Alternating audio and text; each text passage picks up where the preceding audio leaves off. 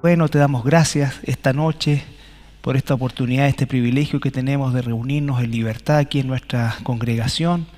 Te doy gracias por cada hermano que ha llegado, Señor. Oramos también por quienes nos ven a través de nuestra señal y esperamos, Señor, de todo corazón que esta enseñanza pueda cada día, Señor, aportar aún más al conocimiento de tu persona, Señor, y sobre todas las cosas también a nuestra seguridad como tus hijos y a nuestro deseo, Señor, de agradarte con nuestra vida, con nuestra conducta.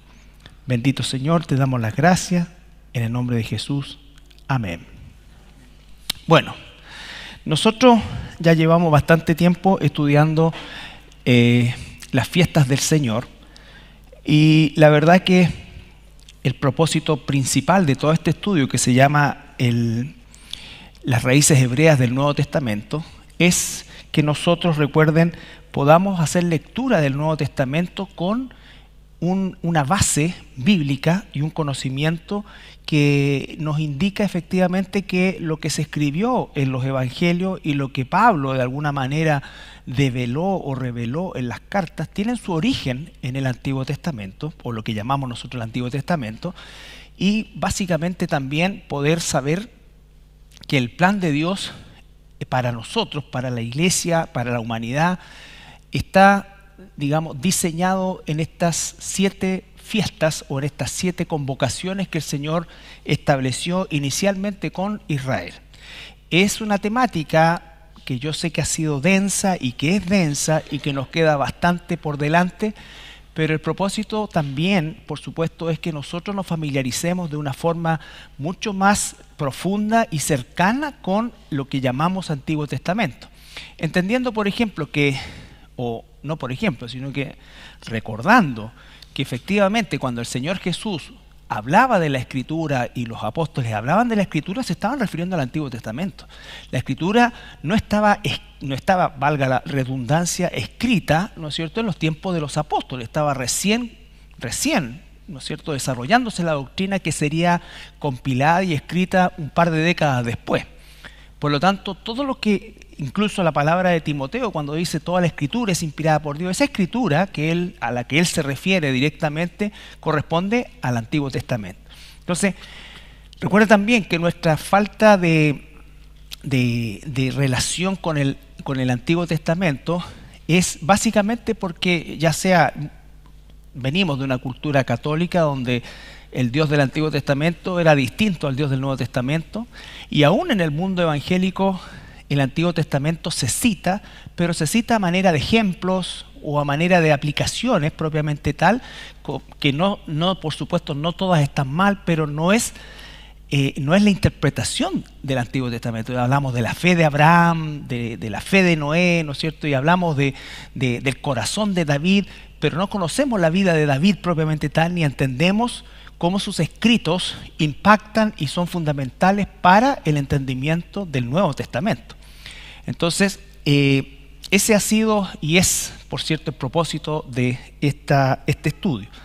Nosotros hemos analizado las fiestas, ¿no es cierto?, de la primavera, Pascua, que es la muerte de nuestro Señor Jesucristo, panes sin levadura, que es la sepultura de nuestro Señor Jesucristo, y primicias, que es su resurrección.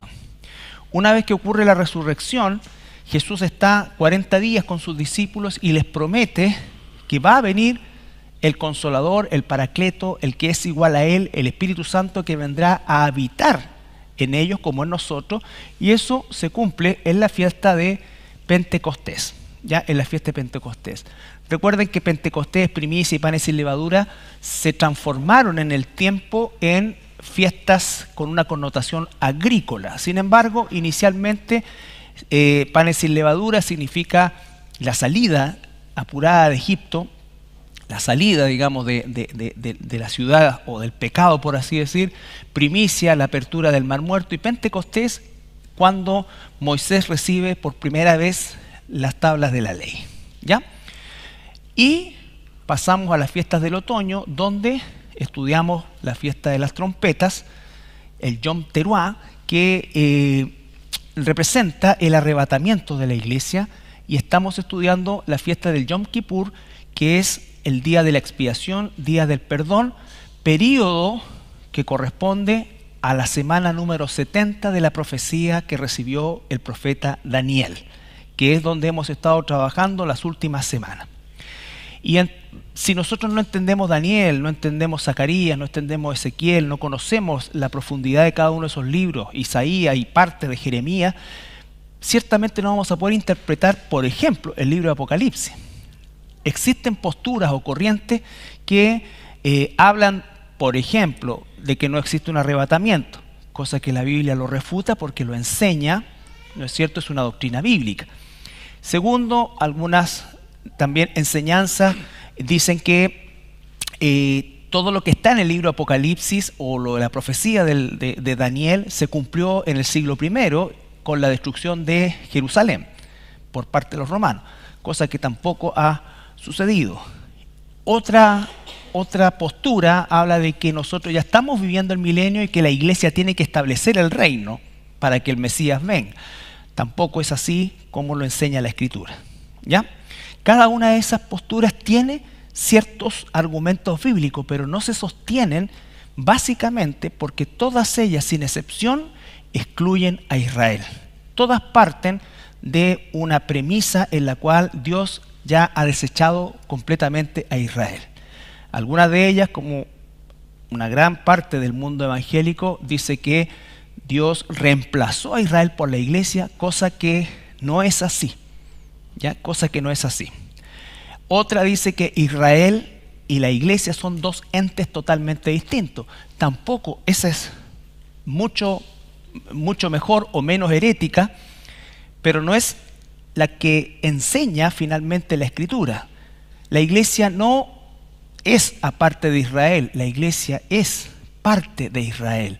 Recuerde que por eso partimos nosotros desde Abraham en adelante. Cuando hablamos de Efraín, ¿se recuerdan qué significaba Efraín y cuál fue la bendición que recibió de parte de... ¿Quién lo bendijo? Muchas gracias. Jacob, ¿no es cierto? Jacob. ¿Y qué le dijo? Será multitud de naciones.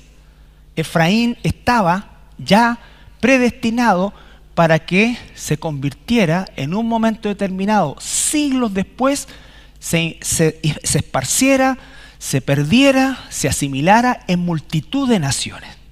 Entonces cuando Jesús viene, dice: yo vengo a las ovejas perdidas de la casa de Israel. Recuerda la división del norte y del sur. 10 tribus en el norte, 3 tribus en el sur. Básicamente, recuerden que la tribu de Leví se cuenta como la número 12, pero arriba quedaron 10 porque quedó un Manasés oriental y un Manasés occidental. Entonces, nosotros tenemos ¿qué cosa? Tenemos acá la casa de Judá con capital en Jerusalén, cuando se divide el reino después de la muerte de Salomón. Tenemos a Judá en la mayoría, en un porcentaje altísimo, un porcentaje menor de levitas y benjaminitas, ¿ya? Eso constituye la casa de Judá y la casa de Israel. Si no se tiene ese conocimiento, la interpretación del Antiguo Testamento empieza a ser equivocada. Ahora, cuando en la Biblia se habla de Israel en términos genéricos, puede que se refiera a las 12 tribus o en la mayoría de los casos se refiere específicamente a la casa de Judá. ¿Recuerdan eso? Todo esto estamos haciendo un repaso express, ¿ya? Entonces, el Yom Kippur es el día de la expiación, pero no de la iglesia, sino de la casa de Judá, ¿ya? Y hemos visto la profecía de las 70 semanas, la vamos a leer, eso lo vimos, pero vamos a retomar el estudio a partir del panorama de la profecía de las 70 semanas corregido, ¿ya? Corregido. Entonces vamos a ir a Daniel 9. Estamos hablando de Yom Kippur. Yom Kippur no lo va a vivir la iglesia, porque la iglesia ya fue expiado su pecado, nuestro pecado, ¿dónde? En la cruz de Cristo. Nosotros, sí. Ah, no, es que el otro día con el cansancio decía 63 semanas y otra cosa, y parece que el burro no era burro, era como un caballo. No, no, ese es el detalle así. Detalle así. Pueden adquirirlo por no sé en cuánto están cobrando. Sí, una módica hacemos así. Una ofrenda pro cambio de neumáticos de la bicicleta. No. Ya. Ok. Estoy claro que cuando los niños estaban en el colegio, en la universidad, era imposible que pudiera tener bicicleta. Bueno, gasta más que no sé qué, pero como decía alguien, es por nuestra salud. Oh, ok. Vamos a Daniel 1, capítulo 9, versículo 1 al 5. Daniel 9, 1 al 5. Recordamos que Daniel es un joven que es llevado cautivo a Babilonia y él permanece en Babilonia todo el tiempo y no hay ningún registro de que haya vuelto a Jerusalén. Por lo tanto, Daniel vivió los 70 años de cautiverio en Babilonia. ¿Ya? 1 al 5. En el año primero de Darío, hijo de Asuero, de la nación de los Medos, que vino a ser rey sobre el reino de los caldeos, en el año primero de su reinado, yo, Daniel, miré atentamente en los libros el número de los años de que habló Jehová al profeta Jeremías, que habían de cumplirse las desolaciones de Jerusalén en 70 años. Y volví mi rostro a Dios el Señor, buscándole en oración y ruego, en ayuno, cilicio y ceniza. Y oré a Jehová mi Dios e hice confesión diciendo: ahora, Señor, Dios grande, digno de ser temido, que guardas el pacto y la misericordia con los que te aman y guardan tus mandamientos. Hemos pecado, hemos cometido iniquidad, hemos hecho impíamente y hemos sido rebeldes y nos hemos apartado de tus mandamientos y de tus ordenanzas. Bueno, entonces, el contexto en el que va a recibir esta profecía Daniel está ya bajo ahora el gobierno de los medo-persas.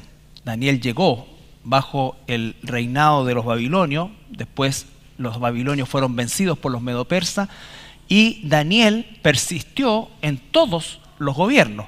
Entonces él está orando, o él comienza su oración después de que está estudiando el libro de Jeremías, donde él lee y se da cuenta de qué cosa, de que esos 70 años que Dios determinó como castigo para la casa de Judá por causa de su idolatría. Recuerdan, Jeremías dice: yo he puesto a Babilonia como mi siervo para que castigue a mi pueblo, y en ese caso estamos hablando solamente de la casa de Judá, ¿ya? Solamente de la casa de Judá. Entonces él se da cuenta que está por terminar ese periodo de 70 años y mira a su pueblo y que reconoce que su pueblo ha prosperado materialmente muchísimo. De hecho, los judíos se hicieron ricos en Babilonia, en Medo-Persa, en los negocios, y tenían lugares de importancia en el gobierno y una serie de otras cosas. Por lo tanto, espiritualmente estaban muy mal, eran solamente religiosos. Y él se da cuenta de eso, y se da cuenta entonces de que el pueblo espiritualmente no está bien, no está preparado para volver, e inicia su oración. De hecho, los que regresaron a Jerusalén no fue más allá del 10%. El 90 o más por ciento se quedó en Babilonia. Se quedó en Babilonia, echó raíces en Babilonia. De hecho, muchos nacieron en Babilonia y por lo tanto no tenían ningún arraigo con Jerusalén. ¿Ok? Entonces él se da cuenta del estado malo, decaído espiritual del pueblo y hace esta oración. Hemos pecado, hemos cometido iniquidad, hemos hecho impíamente y hemos sido rebeldes. Elementos habituales de los hijos de Dios en ciertos momentos de nuestra vida. Y nos hemos apartado de tus mandamientos y de tus ordenanzas. En ese contexto comienza esta oración, que es un ruego de arrepentimiento hasta el versículo 19.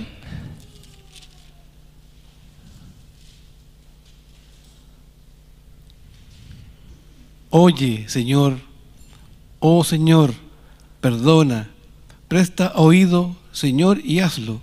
No tardes por amor de ti mismo, Dios mío, porque tu nombre es invocado sobre tu ciudad y sobre tu pueblo. Sobre tu ciudad y sobre tu pueblo. En la mente de Daniel está solamente la casa de Judá y la ciudad de Jerusalén en este caso. Versículo 20. Aún estaba hablando y orando y confesando mi pecado y el pecado de mi pueblo Israel, y derramaba mi ruego delante de Jehová mi Dios por el monte santo de mi Dios. Aún estaba hablando en oración cuando el varón Gabriel, a quien había visto en la visión al principio, volando con presteza, vino a mí como a la hora del sacrificio de la tarde. ¿Que recuerden era qué hora nuestra? Las 3 de la tarde, muy bien. Y me hizo entender y habló conmigo diciendo: Daniel, ahora he salido para darte sabiduría y entendimiento. Pausa. Sabiduría y entendimiento. Eso es lo que los cristianos necesitamos, por eso estamos estudiando esto.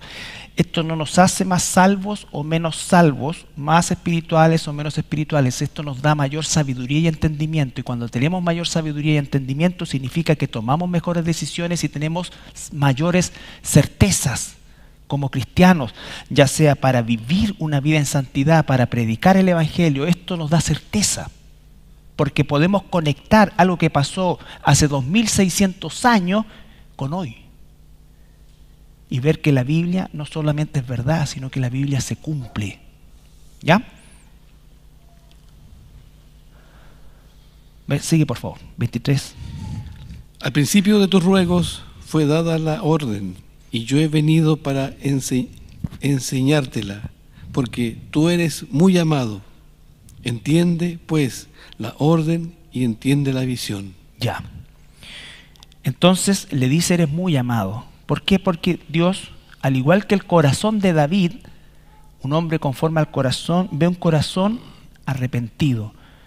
Se nos dice de Daniel específicamente que en términos humanos y en términos incluso espirituales, no había mal en él, o no estamos diciendo que él era bueno, sin pecado, pero él obraba bien. De hecho, cuando intentaron hacerle una trampa, la única forma en que podían hacerlo caer o quedar mal con el rey era en relación a su fe. Y no claudicó en eso. Y entonces él, lejos de tener un corazón o una mente hinchada o orgullosa, él clama e intercede por un pueblo, por su pueblo. Y en ese tenor Dios le dice: entiende pues la orden y entiende la visión. Y va a empezar acá la visión. Partamos.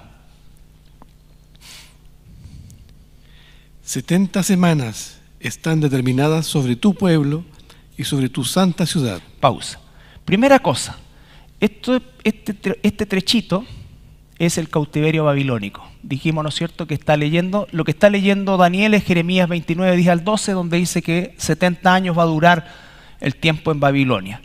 Y Daniel se da cuenta de lo que ya dijimos, y ahora el ángel le va a revelar la visión, la profecía. Le dice 70 semanas, recuerden, semanas de año. La palabra semana nos confunde porque para nosotros una semana son 7 días, pero la palabra en el hebreo original es la palabra chabúa, que significa 7.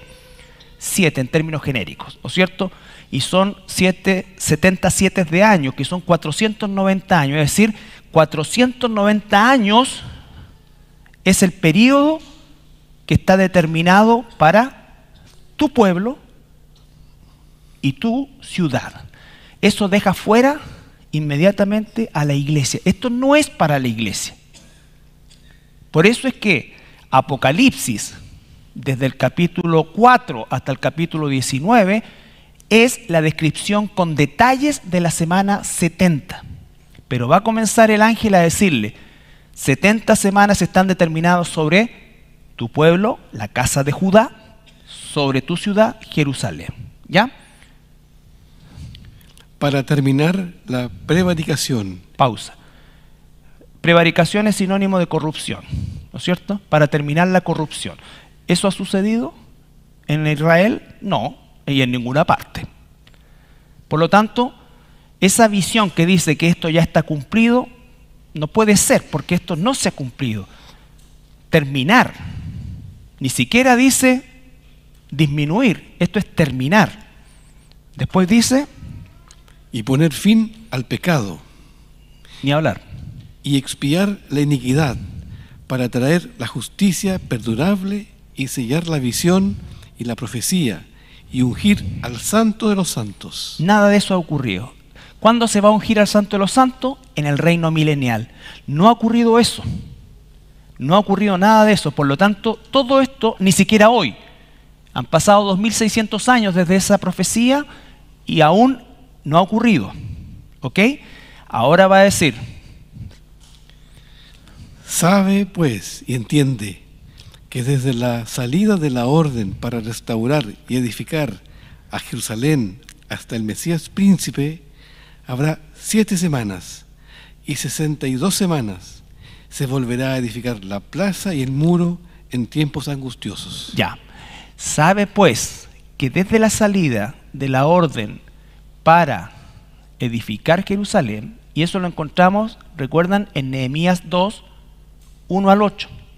Nehemías se presenta delante del rey Artajerjes, el rey Artajerjes le encuentra el rostro triste, le dice, esto es tristeza del alma, ¿qué te pasa, Nehemías? Y él le dice, ¿cómo no voy a estar triste si la ciudad y los sepulcros de mis padres está todo en el suelo? Y entonces le dice, ¿qué quieres tú? ¿Qué pides? Y él ahí pide autorización para ir, pide cartas para que le franqueen el paso y pide también cartas para tener los materiales. Hay 3 decretos que existen entre el libro de Esdras y Nehemías. Hay uno de Ciro, hay uno de Zorobabel, pero el que se ajusta a ese momento es este, porque este específicamente habla de la ciudad y el muro. ¿Ya? La primera vez se reedificó en parte el templo, la segunda vez en parte la ciudad, pero el que finalmente concreta la obra es este. Entonces le dice, sabe pues que desde la salida de la orden para edificar Jerusalén hay 7 semanas que son 49 años. En 49 años se reconstruyó el muro, la ciudad de Jerusalén. Dice en tiempos angustiosos. ¿Por qué? Porque tenía mucha oposición. Mucha oposición. ¿Ya? Y después dice, y 62 semanas. O sea, esas 69 semanas están divididas en un periodo de 49 años y un periodo de 434 años. Estos 434 años son lo que se llama el período intertestamentario. Aquí surgen las sectas, los fariseos, los saduceos, los esenios. Aquí es cuando ocurren las guerras de los judíos contra los griegos, básicamente, ¿no es cierto? Que se establece un estado libre por primera vez judío casi por 100 años. Aquí está toda la historia de Juan Hircano y todo lo que han leído historia, puede leerlo en el libro La guerra de los judíos de Flavio Josefo. Todo este periodo es básicamente de conquista griega y conquista o el inicio de la conquista romana. ¿Estamos? Todo eso ocurre en estos 434 años, que se le llama un periodo de silencio porque es el periodo intertestamentario. Si pudiéramos poner, aquí estaría Malaquías y por aquí estaría Mateo, por decir una cosa así, aunque están escritos, por supuesto, un par de años después. Pero básicamente a eso se refiere. Entonces, sabe pues que de la salida de la orden para edificar Jerusalén, hasta el Mesías príncipe, habla 7 semanas, se reconstruye el templo, o sea, se reconstruye la ciudad, y 62 semanas. ¿Estamos? ¿Se entiende eso? Ok, es decir, se han cumplido 69 semanas. 483 años de la profecía están cumplidos. ¿Ok? Ya. Entonces, ¿cuándo ocurre el final de la semana 62, que completa las 69 semanas? Dijimos que en la entrada triunfal, o el Domingo de Ramos, que se conoce culturalmente. ¿Ya? Continúa. Están todos siguiendo la lectura. Y después de las 62 semanas... Momento.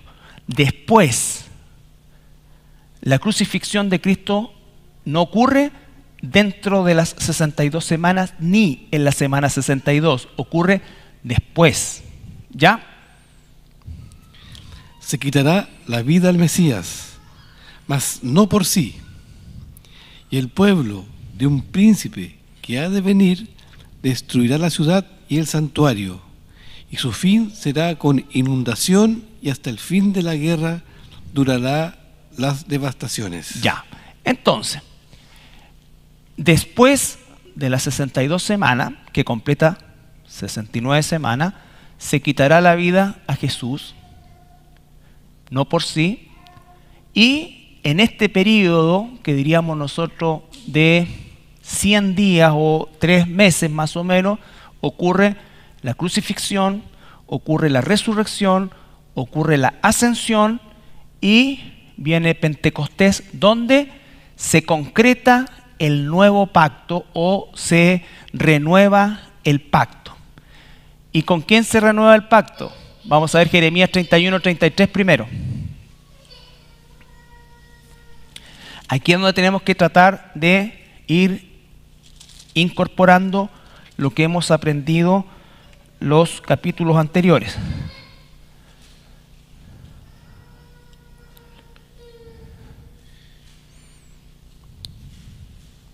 Pero este es el pacto que haré con momento, ¿la tienen todo? Ya, ahora sí, Sergito, que Sergito Pero hizo un curso rápido. Es el pacto que haré con la casa de Israel. Momento. Este es el pacto que haré con la casa de Israel. Cuando dice casa de Israel, se está refiriendo específicamente al reino del norte, las 10 tribus, Efraín, Samaria. ¿Estamos de acuerdo con eso? Cuando dice Israel sin casa, no dice casa, se está refiriendo al país de Israel que existe hoy, pero que solamente habita la casa de Judá. ¿Ya? Entonces, el nuevo pacto o la renovación del pacto es con la casa de Israel, es decir, con los efraínitas. Pausa. Se llama Efraín, ¿por qué? Porque Efraín fue el que recibió la bendición, pero cuando digo Efraín estoy hablando de las 10 tribus. Ya. Otra vez, por favor. Pero este es el pacto que haré con la casa de Israel después de aquellos días, dice Jehová. Daré mi ley en su mente y la escribiré en su corazón, y yo seré a ellos por Dios, y ellos me serán por pueblo. Ya, escribiré mi ley en sus corazones. Eso es Pentecostés.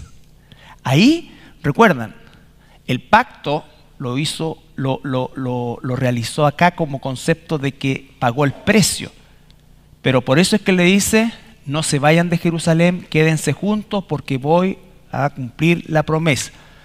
El pacto cumplido o renovado es en Pentecostés, cuando el Espíritu Santo viene ya a habitar en nosotros, ¿no es cierto?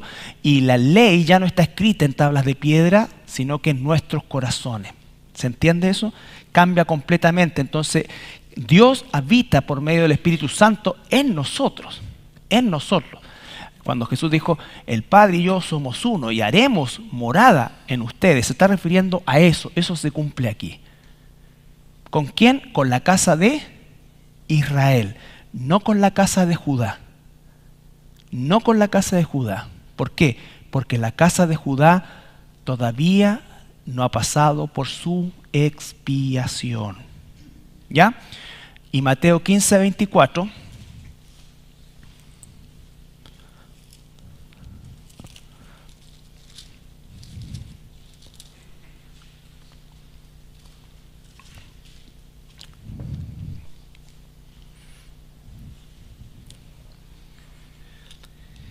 Él respondiendo dijo: no soy enviado sino a las ovejas perdidas de la casa de Israel. Jesús dice, ¿no es cierto?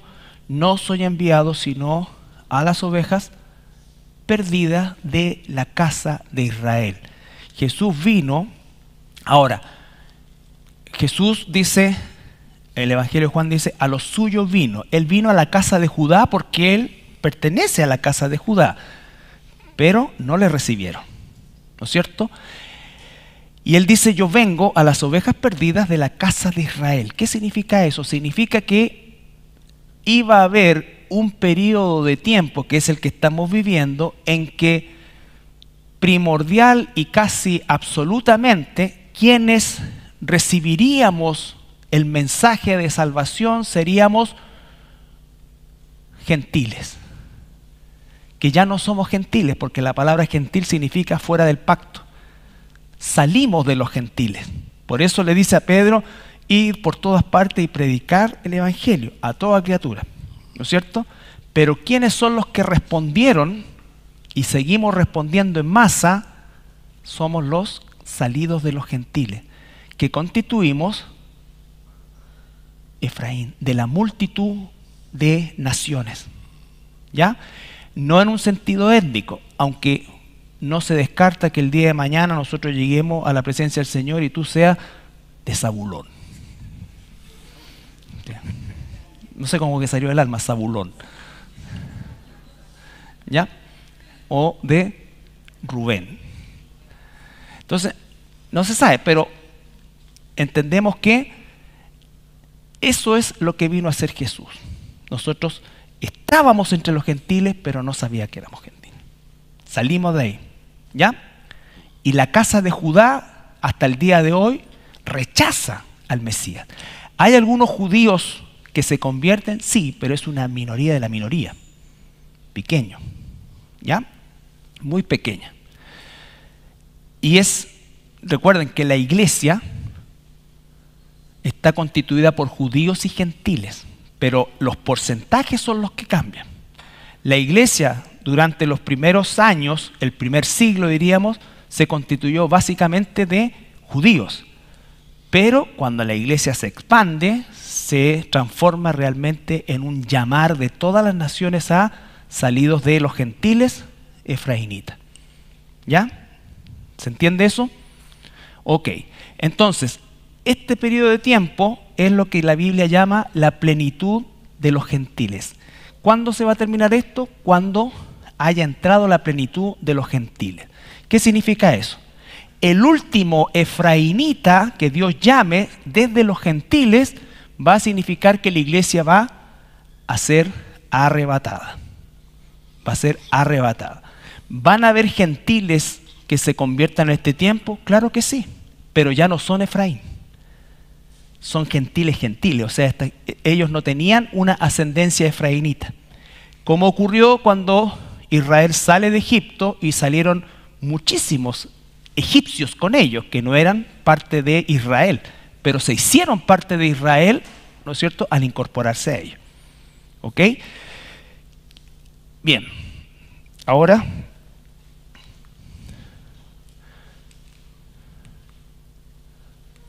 ahí está. Ahora ampliamos específicamente la semana 70. Estos son los 7 últimos años. Entonces, se han cumplido hasta hoy 69 semanas, es decir, 483 años de la profecía que recibió Daniel de 70 semanas, es decir, 490 años están determinados sobre tu pueblo y sobre tu ciudad. Durante el periodo de la iglesia o del recogimiento de Efraín, Dios no está, por decirlo así, diríamos no trabajando, no quiero usar la palabra trabajando, pero no está enfocado en la casa de Judá, está enfocado hasta hoy en la casa de Efraín. ¿Ya? Pero cuando Efraín sea sacado o la iglesia sea sacada, entonces volverá a tratar con la casa de Judá. ¿Ya? Y volvemos a Daniel 9. Entonces, voy a leer rápido yo antes que Sergito. 70 semanas están determinadas sobre tu pueblo y sobre tu santa ciudad para terminar la prevaricación, poner fin al pecado, expiar la iniquidad, traer la justicia perdurable y sellar la visión y la profecía y ungir al santo de los santos. Sabe pues y entiende que desde la salida de la orden para restaurar y edificar Jerusalén hasta el Mesías príncipe habrá 7 semanas y 62 semanas y se volverá a edificar la plaza y el muro en tiempos angustiosos. Ya, eso ya lo estamos viendo, lo hemos visto. Ahora, versículo 26. Versículo 27. Y por otra semana confirmará el pacto con muchos. Momento, entonces, y por otra semana, esta, la número 70. El fin de la profecía. ¿Ya? La número 70. A la mitad de la semana hará cesar el sacrificio y la ofrenda. Después... Hasta aquí. Semana 69.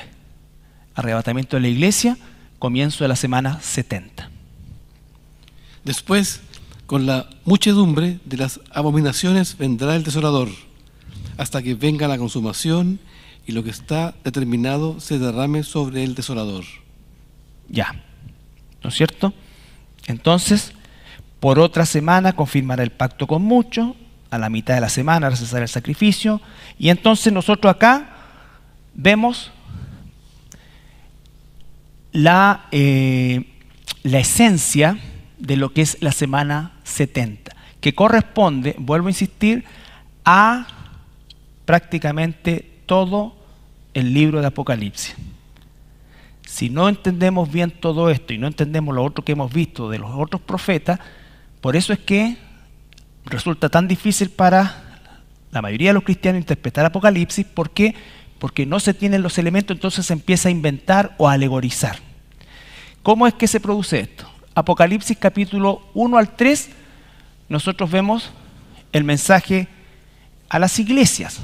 Recuerde, la palabra iglesia aparece 18 veces en estos 3 capítulos, que no son tan largos, y eso corresponde, el ángel le dice a Juan, le dice las cosas que son y las que serán después de estas. Las que son es el periodo de la iglesia, el recogimiento de Efraín, que es el tiempo el que aún estamos viviendo.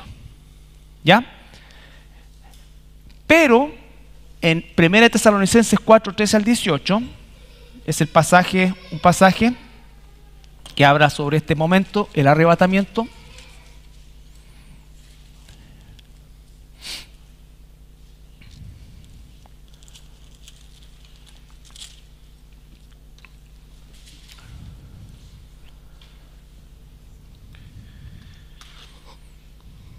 Tampoco queremos, hermanos, que ignoréis acerca de los que duermen, para que no entristezcáis como los otros, que no tienen esperanza. Aquí va a hablar de la esperanza. La esperanza de la iglesia no es la tribulación. La esperanza de la iglesia es el arrebatamiento. Porque si creemos que Jesús murió y resucitó, así también traerá Dios con Jesús a los que durmieron en él. Por lo cual os decimos esto en palabra del Señor, que nosotros que vivimos, que habremos quedado hasta la venida del Señor, no precederemos a los que durmieron. Porque el Señor mismo, con voz de mando, con voz de arcángel y con trompeta de Dios, descenderá del cielo, y los muertos en Cristo resucitarán primero. Luego nosotros, los que vivimos, los que hayamos quedado, seremos arrebatados juntamente con ellos en las nubes para recibir al Señor en el aire, y así estaremos siempre con el Señor. Por tanto, alentaos los unos a los otros con estas palabras. Alentaos con estas palabras. Yo no te puedo alentar, ¿no es cierto?, a que va a venir la tribulación, ¿no es cierto? No nos alentamos con eso. Estamos hablando de la iglesia. ¿Nos alentamos con qué? con que los sufrimientos del tiempo presente no se comparan con la gloria venidera, que el Señor va a venir por su iglesia. ¿Y por qué es esto así? Porque nosotros somos la casa de Efraín, somos los salidos de los gentiles, somos la iglesia. La iglesia no es aparte de Israel o de Judá, es parte de Israel. Recuerde que cuando dice, y lo vamos a ver el día domingo, Romanos, ¿no es cierto?, en el estudio romano, la higuera silvestre es injertada en la higuera, ¿no es cierto?, establecida, por así decirlo. Pero no, es una higuera, somos una higuera. Siempre fuimos higuera. No es, olivo, perdón. Olivo, ¿no es cierto?, injertado. Espero haber dicho en la tarde olivo y no higuera. Somos olivo. No es que aquí está el olivo y injertan un manzano, nada que ver. Olivo. Olivo silvestre es sinónimo de salvaje, de que estaba en el campo, ¿ya? Pero nos recogió para injertarnos. Por eso que la iglesia no reemplaza a Israel. La iglesia no es aparte de Israel, la iglesia es parte del pueblo de Dios, que es Israel. ¿Ya? Ok. Entonces, ahora Apocalipsis capítulo 4, versículo 1. Recuerden, el apóstol Juan va a ser llevado, ¿no es cierto?, y él va a ver el futuro que todavía no ocurre para nosotros. Dios no tiene tiempo. Pero en el caso de Juan va a ver algo futuro que para nosotros incluso todavía es futuro. Apocalipsis 4:1. Después de esto miré, y aquí una puerta abierta en el cielo, y la primera voz que oí, como de trompeta, hablando conmigo, dijo: sube acá, y yo te mostraré las cosas que sucederán después de estas. Entonces, recuerden, dice 1:19, escribe las cosas que has visto. Juan en el capítulo 4 y 5 va a describir el trono de Dios, lo que ve en ese momento. Ve el trono, ve los seres vivientes, ve los ancianos, ve todo eso. Pero después que describe lo que ve, le dice el ángel, ¿no es cierto?, ahora escribe las cosas que serán después de estas, y vuelve al plano de la iglesia, después de estas, después que la iglesia haya sido arrebatada. Y por eso es que dice: sube aquí, vi una puerta abierta en el cielo, sube aquí y yo te mostraré. No, tú no vivirás, yo te mostraré, tú serás un observador, Juan, de esto. ¿Ya? Y en todo eso afirmamos que la iglesia no pasa la tribulación. Eso es lo que estamos hablando, ¿no es cierto? ¿Y qué le va a mostrar? Lo primero que ve, describe el trono, pero después vamos al capítulo 6 de Apocalipsis, primero de Tesalonicenses 5:13, primero de Tesalonicenses 5:13. Entendemos que después del arrebatamiento va a haber un caos que va a tener que ser ordenado y va, en definitiva, a instaurarse una agenda de paz, seguridad, orden.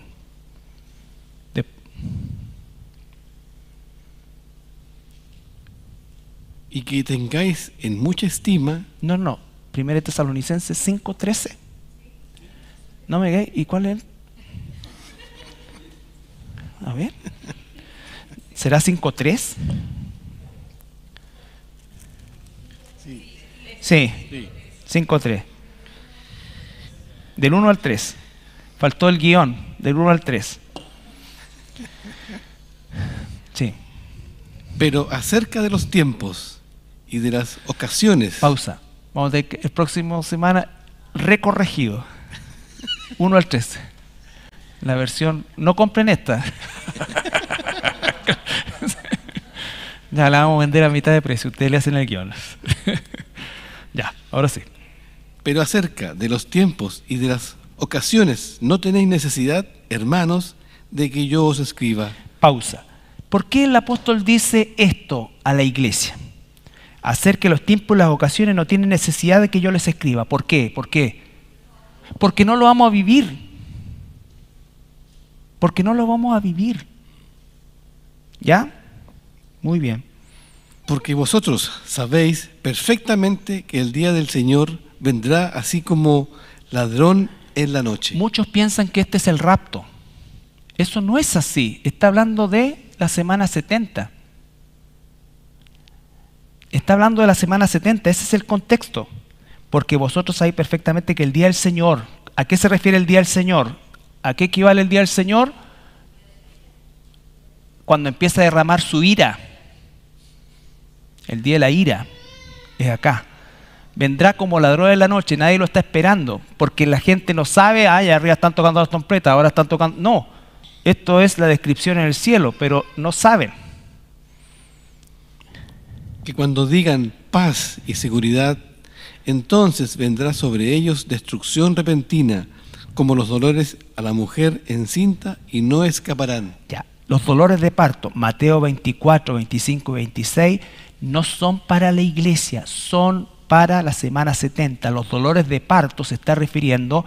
Nosotros no estamos viviendo los dolores de parto, lo que estamos viviendo nosotros es el acomodo que está ocurriendo ya para que se produzcan esos dolores de parto. Pero los dolores de parto, que van a ser cada vez más intensos, conducen al parto. Los dolores que vemos nosotros son un anticipo de lo que va a suceder ahí, pero nosotros no derivamos en el parto, nosotros derivamos en el arrebatamiento. ¿Se entiende? Ok, entonces dice, cuando digan paz y seguridad, y ahora sí Apocalipsis 6, 1 y 2.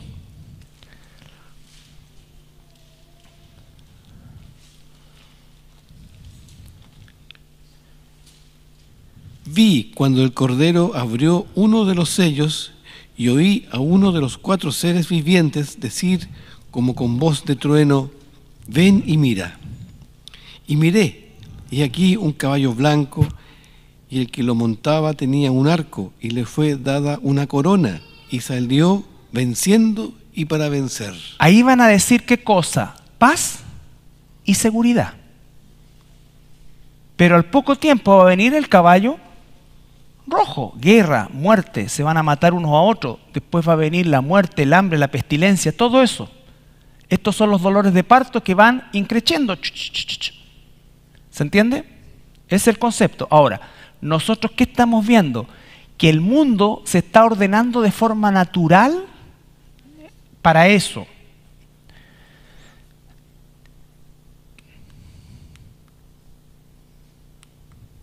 Mire.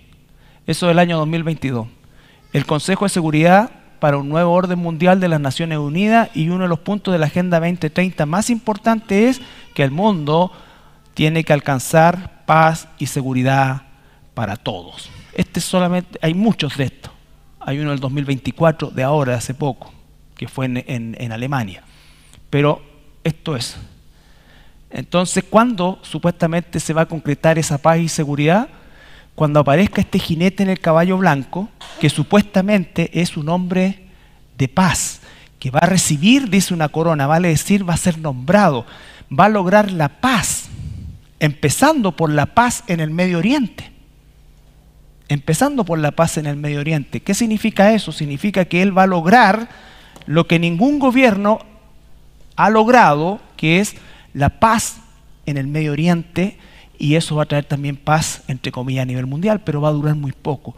En este primer periodo de tiempo se va a reconstruir el templo, se van a hacer todas esas cosas que probablemente sean los primeros 2 años, por decir una cosa, puede ser menos, puede ser más, pero a poco andar de eso va a comenzar las guerras y los rumores de guerras, ¿no es cierto? Guerra, devastación y todo eso que dice Mateo 24 se va a empezar a producir y cada vez más va a ir apuntando hacia el final. ¿Ya? Ahora, una cosa que es súper interesante y que quiero que veamos, porque vamos a llegar hasta aquí, en el caballo blanco nomás, paz y seguridad se va a empezar a decir, después del arrebatamiento va a haber caos, va todo eso, alguien va a venir, va a ordenar las cosas, va a traer paz, va a lograr que se firme el tratado. Por eso es que se llaman ahora los acuerdos de Abraham. ¿Se acuerda que lo vimos? Que son los tratados de paz en el Medio Oriente.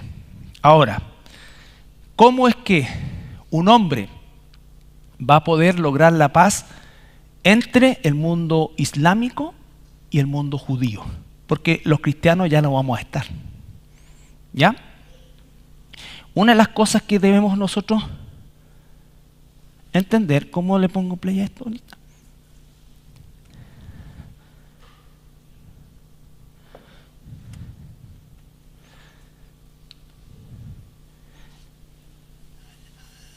Anita. Aquí tenemos una pregunta que dice, ¿qué diferencia hay entre el Mahdi y Mashiach? Bueno, Mashiach, Mesías, Masih, ungido, es Jesús, la paz sea con él. Jesús Cristo, el nombre Cristo es Masih. Masih significa Cristo. Este es un imán musulmán.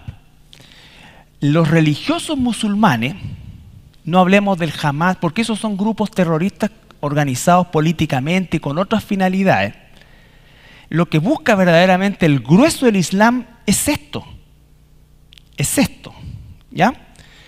¿Qué cosa? Entender que ellos están esperando un Mesías, que se llama el Mahdi, que es el 12º imán según los chiitas, y ese es el que les va a traer paz y prosperidad, lo mismo que Jesús. Ellos consideran a Jesús un profeta, menor que el Mahdi, pero ellos van a ser los que van a traer esta famosa paz y seguridad. Él es descendiente de David. Muy bien. Él va a venir en el final de los tiempos. Jesús, ¿dónde está ahora? Está en el cuarto cielo. Está vivo. Porque cuando ellos quisieron crucificar a Jesús, Dios salvó a Jesús, lo elevó al cielo, en el cuarto cielo, fuera de ese mundo material. Todas las galaxias que ves es el primer mundo, el primer cielo. Cuando superas el mundo material, que es el primer cielo, llegarás a un mundo mucho más inmenso, grande, que se llama el segundo cielo. Después a un mundo mucho más grande, que es el tercero. El cuarto, Jesús está ahí. Entonces ahí está vivo y recibe la bendición de Dios. En el séptimo cielo está el trono de Dios. Dios está en todos los lugares. Pero el trono de Dios, el sistema, los ángeles, todo está en el séptimo cielo. Muy bien. Entonces, Jesús está vivo en el cuarto cielo. ¿Cuándo va a venir? En el final de los tiempos. Jesús viene para restaurar la tierra. Muy bien. ¿El imán Mahdi quién es? El imán Mahdi está en podemos decir, el imán número 12, que es decir, el nieto número 12 del profeta Muhammad sallallahu alaihi wasallam. Que es decir, el yerno del profeta se llama Ali. Él tiene un hijo, se llama Hassan y Hussein. Dos hijos, Hassan y Hussein. Hussein tiene otro hijo, se llama Ali. Ali tiene otro hijo, se llama Muhammad. Todos son imames. Los 12 príncipes de Génesis 17:20. O sea, respecto de Ismael, te he escuchado, te he bendecido, engendrará los 12 imames. Los 12 príncipes, que son autoridades religiosas que tomarán el mundo. Y cada uno de los imames en su tiempo era el imam que todos los creyentes lo seguían. El último imam, que es el imam 12, entonces se llama el imam Mahdi. El imam Mahdi nació en el siglo IX.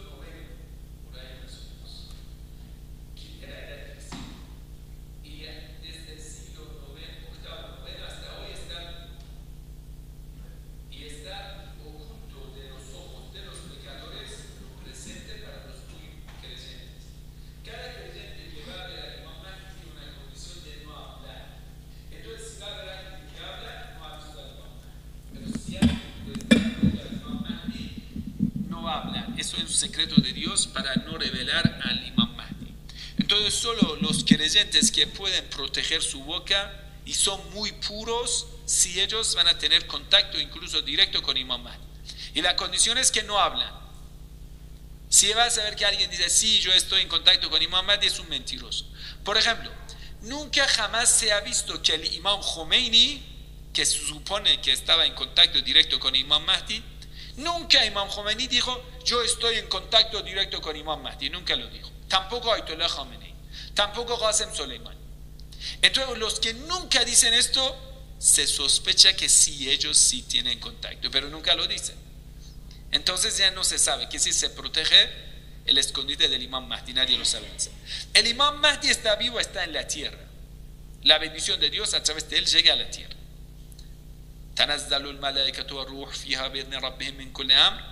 En la noche del decreto, todos los ángeles de Dios llegan a la tierra. ¿Dónde llegan? Traen todo para determinar, decretar quién lo va a firmar aquí en la tierra, el Imam Mahdi. Entonces el Imam Mahdi está vivo. Cuando llega ese momento que ni el Imam Mahdi sabe cuándo es el día de Zuhur, aparición, ni el Imam Mahdi sabe, ni Jesús sabe, ni los ángeles de Dios saben, solo Dios sabe. En esa noche de repente Dios le dice: oh Mahdi, es el momento, llegó el momento, el mundo está esperándote, venga. En esa noche, dice, en una noche de repente Dios le va a informar al Imam Mahdi, el Imam Mahdi sale, los creyentes le van a incorporar, cuando van a ver los milagros del Imam Mahdi, junto con el Imam Mahdi va a venir el bastón de Moisés, arca de alianza, anillo de Salomón, turbante del profeta, sallallahu alaihi wasallam, Zulfa. Nombre del arca de la alianza. ¿Por qué? Porque entienden la gran mayoría de los líderes religiosos islámicos que se va a reconstruir ese tercer templo y va a llegar el arca de la alianza, todo. O sea, veamos cómo se va juntando todo. La espada del Imam Ali, que es decir, es Varashatul Anbiya, ¿sí? Que trae todos los reliquias de los profetas y los imames. Ahí está. Cuando llega el Imam Mahdi, Jesús también llega.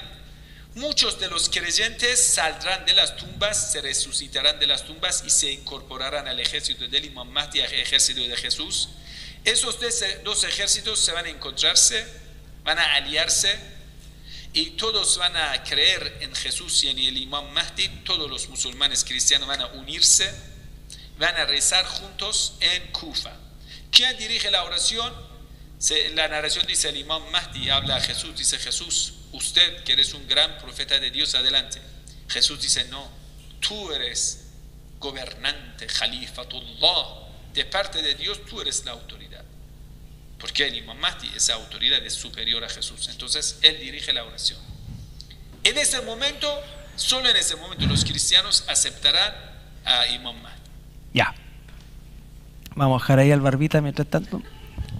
Pero, ¿qué es lo importante de esto?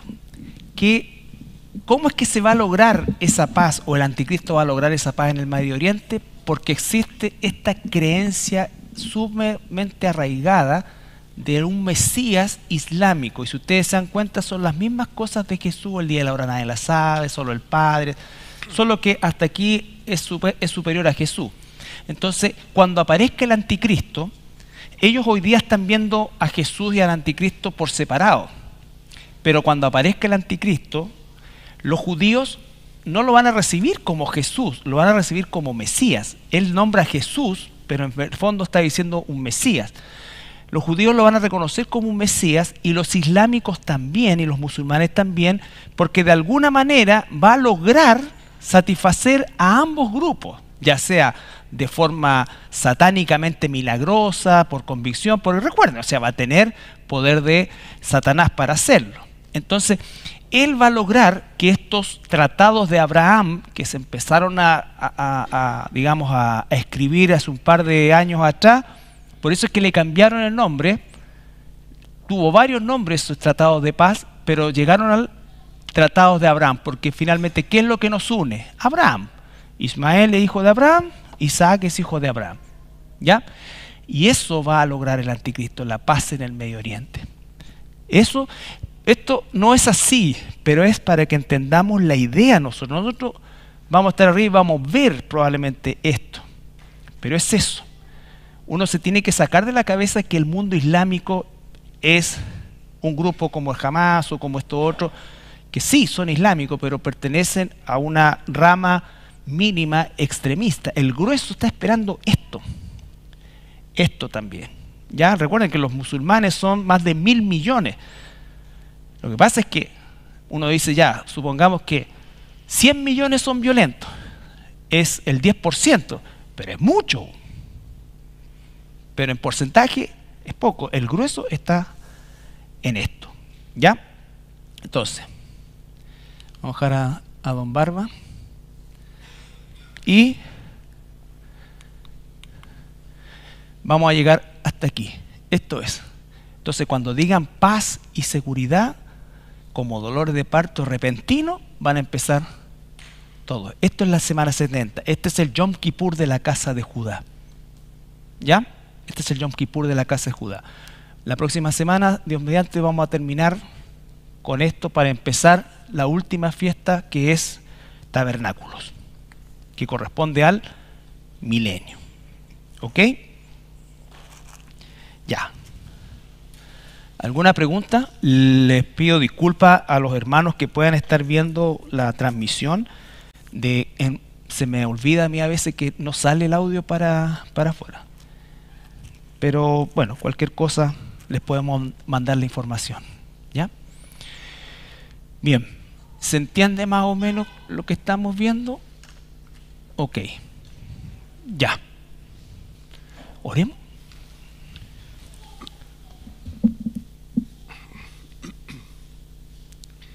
Gracias, Padre, por este tiempo que tú has permitido que podamos estar reunidos en tu nombre, que podamos seguir aprendiendo, Padre. Te agradecemos la claridad, Señor, que nos da más luz, Señor, a nuestro entendimiento. En el mundo hay tanta tiniebla, tanta confusión, Padre, y te agradecemos tu claridad en tu palabra, Padre, para entender los tiempos, para entender las profecías, Padre, y para entender que todo lo que está puesto en la palabra se cumple, Padre. Que podamos nosotros vivir confiadamente, sabiendo lo que nos espera, Padre, y eso debe ser en nuestros corazones, de ánimo, de aliento, de perseverancia, Padre, sabiendo que no vamos a pasar por la tribulación, Padre, y ese es un regalo inmerecido, esa es una atención tuya que no merecemos, Padre, pero a ti te ha placido así, que sea la iglesia, Padre. Y por cierto, que podamos nosotros vivir una vida que muestre a Cristo, una vida que muestre agradecimiento, Padre, obedeciéndote a ti en todas las cosas, y que todas las cosas nuestras que podamos hacer queden sujetas siempre a ti, Padre. Que esta palabra siempre nos dé confianza, nos dé descanso, Señor. Hay tantas ideas que aparecen en nuestra mente, en nuestro corazón, en nuestros deseos, tantas cosas que aparecen, Padre, y que te pedimos que tú queden sujetas en tu palabra, Padre, esta voluntad en la carne, Padre, por la voluntad espiritual tuya, Señor. Gracias, Padre, por todo esto, que sigamos pensando, que sigamos meditando, Señor. Y por cierto, la maravilla de que viene el arrebatamiento de la iglesia, Padre, que es lindo privilegio esperarte a ti, Señor Jesucristo. En el nombre de Jesús. Amén.